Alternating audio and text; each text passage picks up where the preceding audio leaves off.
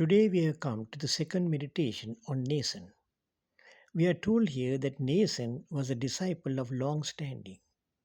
One of the most important lessons that God gives through this text is that the process of growing in maturity and in the knowledge and the grace of God takes a considerable length of time.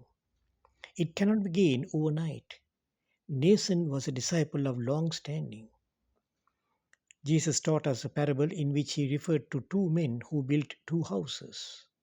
One man was wise to build it on solid rock, and the other, the foolish one, built it on sand.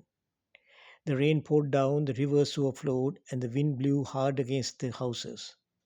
The house that was built on solid rock was not affected, but the other fell. Building a solid house is not an easy task. It is to be built brick by brick, and it will rise foot by foot. But consider the small huts that are built on the beaches down the coastline. It takes only a few days to build them. But what will happen when a storm comes? They will fall. Similarly, it is foolish to believe that one could become a disciple of Christ overnight. It takes time. It needs practice, constant reading of the scriptures, and practicing what we learn through the Holy Word, staying long hours in prayer with God, allowing Him to work through our lives, attending Bible classes to study His Word, engaging in various church activities, giving financial support for church activities, and so on, are all needed to become a disciple of long standing. It is a long and an arduous journey, like building a solid house. Strong discipleship is built brick by brick and grows foot by foot. Consider an athlete. A good athlete is not made overnight. He has to be consistent in his practices and also control his diet. Much training and effort are needed if he is to succeed.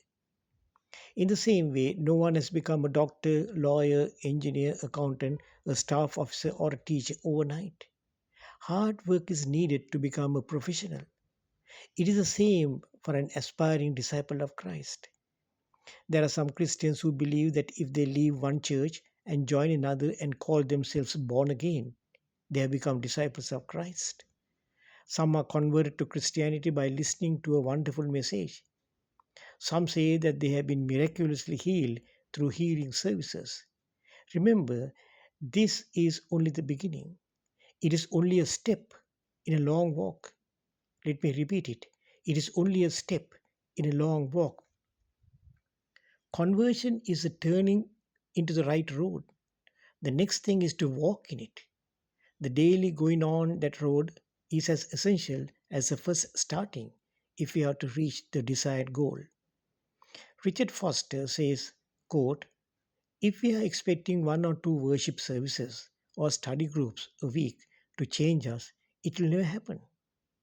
Our aim should be to walk with God through our days and through our nights. Meditation, prayer, fasting, study, simplicity, solitude, submission, service, confession, worship, and guidance are all needed to promote a deep inner life. Unquote. That great preacher, Reverend Charles Spurgeon, explains this point thus: do not let anyone among us look back to a certain day and say, on that occasion I was regenerated and converted, and that is enough. I warn you of such people. They may have no depth. Like most of us, Nathan too may have had his share of trouble in this world. He may have had problems with his wife, parents, in laws, children, and relatives. He may have had financial problems. Probably he too had a thorn in his flesh, and despite many prayers to God, it was not removed. He may have had difficulties with the early church leaders, but in spite of all these, we learn that from our text, he was able to remain a long standing disciple of Christ. And therefore, God gives us an important message through this short text. Let us learn from Nathan. Despite all our problems, let us remain faithful to God to the very end and become disciples of long standing. May God bless you. Amen.